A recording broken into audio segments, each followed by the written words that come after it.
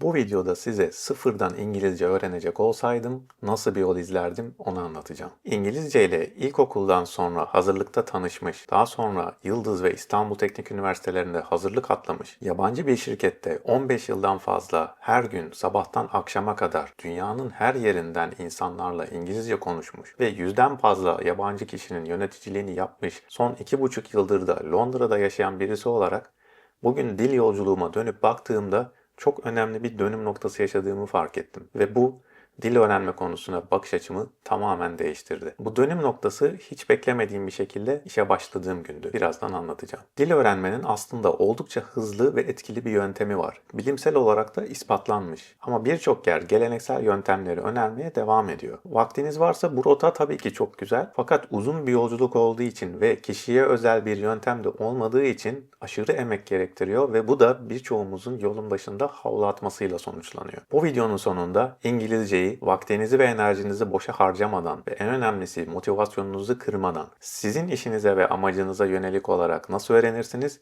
Bir planınız olacak. İngilizce öğrenme planımız 5 adımdan oluşacak ve ilk adım en önemlisi. Kelimeleri toplayacağız. Yani İngilizce öğrenmek için en büyük önceliğimiz kelimeler. 2009 yılında bahsettiğim bu şirkete kabul edilmemdeki en önemli nedenlerden bir tanesi iyi seviyede İngilizcemin olmasıydı. Fakat işe başladıktan sonra önemli bir şey fark ettim. Yazışmalarım falan gayet güzeldi. Fakat konuşmaların çok azını anlayabiliyordum. Kelime hazinem oldukça iyiydi. Pratik ve konuşmada da problem yoktu. Peki o zaman sorun neredeydi? Sorun iş hayatımda tamamen ayrı bir kelime bulutunun dönüp durmasıydı. Ve ben oturdum kelime öğrenmeye başladım. Ve her şey değişti. 6 ay sonra da içinde bulunduğum 15 kişilik Avrupa ekibinin yöneticisi haline geldim. İngilizce'de kelime öğrenmek her şeyden önemli. Bunu da taktiksel bir strateji izleyerek yapacağız. Öyle gelişigüzel değil. Rastgele kelimeler öğrenmek bize sadece vakit kaybettirir ve motivasyonumuzu kırar. Taktiksel bir stratejimiz olacak. İşimize yarayacak, gündelik hayatımızda dönüp duran kelimelere odaklanacağız. Bu taktiğin bizi nasıl 5-0 ileri geçireceğinden birazdan bahsedeceğim. Peki kelimeleri nasıl toplayacağız? Aslında bunun için ihtiyacınız olan her şey şu an elinizin altında. Ama biz biraz daha garantiye alacağız ve bunun çapını genişleteceğiz. İzleyeceğimiz 2 tane yol var. İkincisi çok kolay. O yüzden birinciden başlayacağım. Bu aynı zamanda size ihtiyaç duyacağınız motivasyonu ilk haftada sağlayacak. Kelime toplamaktaki izleyeceğimiz ilk yöntem gördüğümüz şeyleri not alacağız. Bunu her yerden yapabilirsiniz. Salonda oturduğunuz yerden, mutfakta. Neler görüyorsunuz? Neler ilginizi çekiyor? Otobüse ya da taksiye mi bindiniz? Bir kafede siparişinizi mi bekliyorsunuz? Orada neler görüyorsunuz? Sizin dikkatinizi neler çekiyor? Nelere ilgi duyuyorsunuz? Bunları yazın. Ne zaman ve ne kadar yazabilirseniz. Kendinize bir hedef koymanıza da gerek yok. Şu kadar yazacağım günde diye. Ama dikkat etmeniz gereken 2 tane şey var. Birincisi, özellikle dışarıdayken karşınıza bir şey tekrar tekrar çıkıyorsa onu tekrar tekrar yazmanız. İkincisi de yazmak için mümkünse telefonunuzu kullanmanız. Not aldığınız şeylerin İngilizcesini yazmanıza ya da aramanıza falan gerek yok. Böyle şeylerle kendinizi yormayın. Bunun haricinde günün sonunda çok kısaca ne aktiviteler yaptınız, ne tip diyaloglara girdiniz onları not alın. Hepsini değil, aklınıza gelenleri. Kahve siparişi verdim. Arkadaşımla dünkü maçı konuştuk. Bunu temponuza göre İyi kötü her gün yapabiliyorsanız 2 hafta kadar yapın. Günde 50 kelime yazsanız aşağı yukarı 750 kelime yapar. Peki bunu neden yapıyorsunuz? Burada sizin günlük hayatınızda, sizin karşınıza çıkan, sizin ilgi duyduğunuz, sizin hakkında konuştuğunuz şeylerin bilgisini topluyoruz. Sonra bu topladığımız bilgileri ikinci yöntemle biraz daha zenginleştireceğiz. Siz aslında günlük hayatınızda bunların çoğunu daha öncesinde gördünüz, duydunuz, hakkında konuştunuz ve en önemlisi yazıştınız. Evet, yazışmalarınızı analiz edeceğiz. Hem de dilerseniz saniyeler içerisinde. Bu videoyu izliyorsanız yüksek ihtimal WhatsApp kullanıyorsunuz. WhatsApp'ın konuşmalarınızı dışarıya aktarma özelliği var. Ya da e-mailleriniz, ya da notlarınız, günlüğünüz, elle yazdığınız şeyleri dahi bugünkü telefonlar artık metine çevirebiliyor. Yani aslında elinizde harika bir envanter var. Bu kelimeleri WhatsApp'ınızdan, e-maillerinizden, kendi günlüklerinizden, tuttuğunuz notlardan hepsini bir araya koyarak burada kullanmış olduğunuz kelimelerin listesini çıkartacağız. Durun, videoyu durdurun. Peki bunları niye yaptık? Şimdi burada stratejimizden bahsetme zamanı. Stratejimiz 2 prensip üzerine kurulu. Birincisi sizin ilgi duyduğunuz, sizin hayatınızda dokunan, sizin ilginizi çeken kelimeleri toplamak. İkincisi ise bu biraz detaylı biraz bilime girmek gerekiyor. İnsan beyninin farklı bölümleri kelimeleri iki şekilde depolar. Bunlar yüzeysel dağarcık ve derin dağarcık. Yüzeysel dağarcık gün içerisinde sıklıkla kullandığımız ve beynin hızla erişim sağlayabileceği bölgede depolanıyor. Bir yetişkinin ortalama yüzeysel dağarcığı 1500 ile 3000 kelime arasında değişiyor. Derin dağarcık ise anlamını bildiğiniz ama günlük hayatta çok nadiren karşınıza çıkan ya da sizin çok nadiren kullandığınız kelimeler. Beyin bunları kullanmak için geri çağırır. Ortalama bir yetişkinin de derin dağarcığı yaklaşık 20 ile 30 bin kelime arasındadır. İngilizce öğrenirken izleyeceğiniz strateji sizin tamamen yüzeysel dağarcığınıza odaklanmak ve bununla ilgili kelimeleri öğrenmek. Çünkü bu kısım sizin ihtiyacınızın %90'ını kapsayacak. Şimdi geleneksel yöntemlere baktığınızda size şunu söyler. Bol bol kitap okuyun. Kitap okurken bilmediğiniz kelimelerin anlamını öğrenin, cümle içinde kullanın, ezberleyin. Şimdi tamam, okey ama karşıma 5 yıl ya da 10 yıl sonra çıkacak ya da belki de hiç çıkmayacak bir kelimeyi bugün öğrenmek için neden zaman ve efor harcayayım? Kitap okuma ritmim bozuluyor. Belki kitaptan soğuyorum. Daha sonrasında da bırakıyorum. Bu şekilde kitap okuyup kitap bitiren kaçınız var? Vaktimizi ve enerjimizi, en önemlisi motivasyonumuzu bozmayacak şekilde dil öğrenmeye çalışacağız. Planımızın ikinci aşaması topladığımız kelimeleri İngilizceye çevirmek ve ezberlemek. Siz ilk yöntemde kelimeleri ve kısaca yaptıklarınızı not alırken derlediğiniz geçmişteki yazışmalarınızdan sıklıkça kullandığınız günlük hayata dair kelimelerinizi belirleyip bunları İngilizceye çevirip öğrenmeye hemen başlayabilirsiniz. Bunu isterseniz tek tek yazarak da çıkartabilirsiniz ya da Google Translate gibi çevirme araçlarından yararlanabilirsiniz ya da yapay zeka, ChatGPT gibi uygulamalardan yararlanıp saniyeler içerisinde onu sizin için belirlemesini isteyebilirsiniz.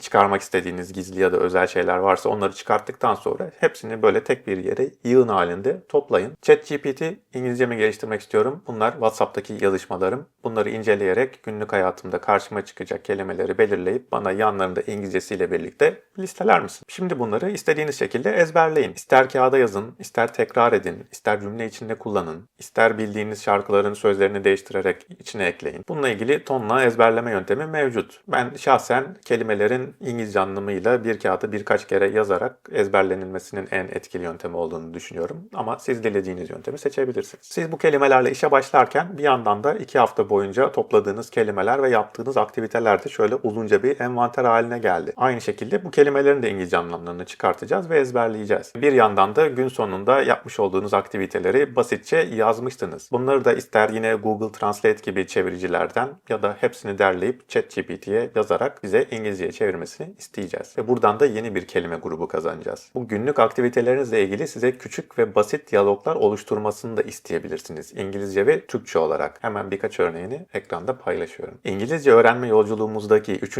aşama ise gördüğümüz şeylerin direkt İngilizcesini düşünmeye çalışacağız. Artık günlük hayatta karşımıza çıkan kelimeleri, yaptığımız sohbetleri, geçmiş zamanda yaptığımız yazışmalardan sıklıkla kullandığımız günlük hayat kelimelerini belirledik. İngilizcelerini de öğrenmeye başladığımız için artık bu cisimleri, objeleri gördüğümüz zaman direkt İngilizcesini düşünmeye çalışacağız. Örneğin salondaki kanepenizi görünce sofa diye kafanızda canlandırmak ya da televizyonun kumandasına bakınca remote controller diye düşünmek ya da evinize yürürken akşam ne yesek acaba diye düşünürken dinner diye kafanıza canlandırmak. Bunu mümkün olduğunca uygulamaya ve arttırmaya çalışın. İlk başlarda zor gelecek ama gittikçe kolaylaştığını ve hızla kolaylaştığını göreceksiniz. Gördüğünüz şeylerin direkt İngilizcesini düşünmek beyniniz için dil öğrenmeyi çok kolay hale getirir. Çünkü beyin düşündüğü şeyi görsel olarak da gördüğü zaman onunla birebir bir bağlantı kurar. Bebeklere, çocuklara işte bu flash kart denen kartların kullanılması işte bu yüzdendir. Burada size başka yerlerden pek de duyamayacağınız başka bir şeyden de bahsetmek istiyorum. İngilizce'de dilin yapısı gereği tek başına anlamı olmayan yani edat diyebileceğimiz kelimelerden oldukça fazla kullanılıyor. Özellikle kısa diyaloglarda karşı tarafın ne istediğini ya da ne söylediğini çok kolayca anlayabilir. Sadece kelimelerle cevap vererek de iletişim kurabilirsiniz. Evet, süper derin ve iki taraflı bir iletişim olmayabilir bu. Fakat siz cümlelerinizi güzel kurmaya başlayıncaya kadar size inanılmaz bir iletişim imkanı sunar. Örneğin bir tane restoranda garsonla konuşmayı, bir tane de kafede sipariş vermeyi ele alalım. Burada size kelime olanları renkli ve koyu şekilde işaretledim. Cümleye baktığınız zaman bu kelimeleri bilmeniz halinde anlayabilir duruma geliyorsunuz. Yani ready, hazır ve order da sipariş vermek anlamına geldiğini bilirseniz diğer kelimelerin sizin için çok bir önemi kalmıyor. Bu iki kelimeyi yakalayarak ve sonu tonlamasından size karşı tarafın siparişle ilgili bir şey sorduğunu anlamanız çok mümkün. Cevap olarak grilled chicken and salad dediğiniz zaman karşı taraf sizi anlayacak. Ya da would you like anything to drink? İçecek bir şey. Cevap olarak da sadece water diyebilirsiniz. Kafede sipariş veriyorsunuz. Bakın ilk cümlede sadece önce order kelimesini size bold hale getirdim. Temel olarak iletişim manasında bu diğer hi, what, would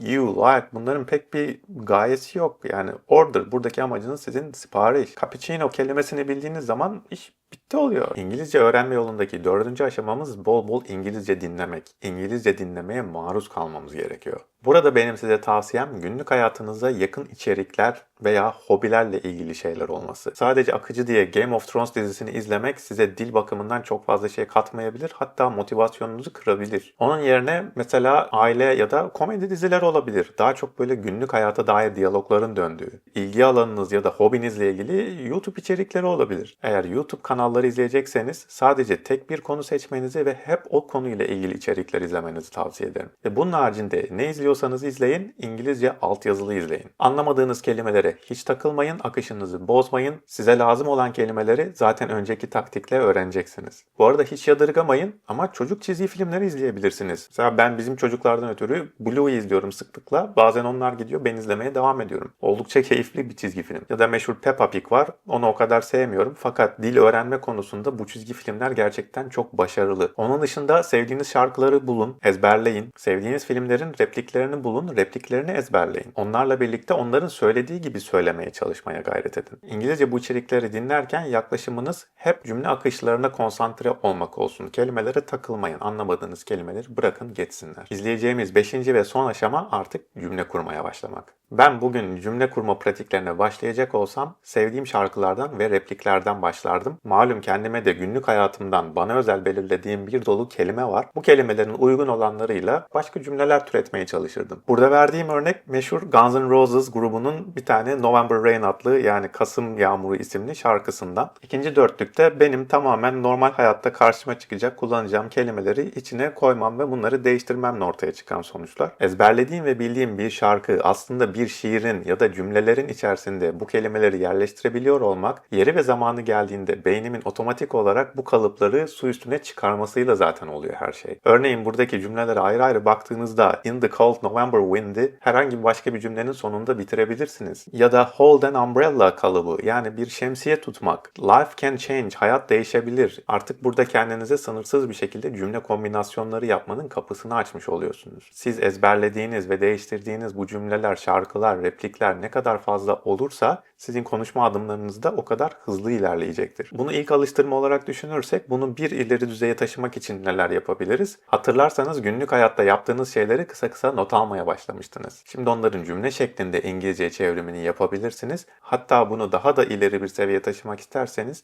yine yapay zeka, örneğin ChatGPT gibi bir yerden yardım alarak bu küçük yaptığınız cümleleri ondan diyalog haline getirmesini isteyebilirsiniz. Artık sizin kendi günlük hayatınızda karşınıza çıkan kelimelerin nasıl diyaloglar içerisinde bulunduğunuzun bir taslağını çıkarttınız. Bunların İngilizcesini çevirdiniz, ezberlediniz. Bununla ilgili cümleler kurmaya başladınız. Artık bundan sonrası tamamen sizin hayal gücünüze ve ayırmak istediğiniz zamana bağlı. Bizler İngilizce ya da yeni bir dil öğrenirken başkalarının yanında konuşmak ya da pratik yapmak istediğimizde aman şimdi ne düşünür, dalga mı geçer, diksiyonumla alay eder, küçük duruma düşerim gibi hislere kapılabiliyoruz. Bu bence hiç anormal bir durum değil. Kendinize müthiş bir yatırım yapıyorsunuz. Ayrıca şunu da söyleyeyim. Her 6 İngiliz'in sadece bir tanesinin akıcı olarak konuşabildiği ikinci bir dili var. Yani siz İngilizce öğrenerek 5-0 önden başlıyorsunuz. Ve kendinize de şunu hatırlatın. Herkes her şeye bir gün sıfırdan başlar.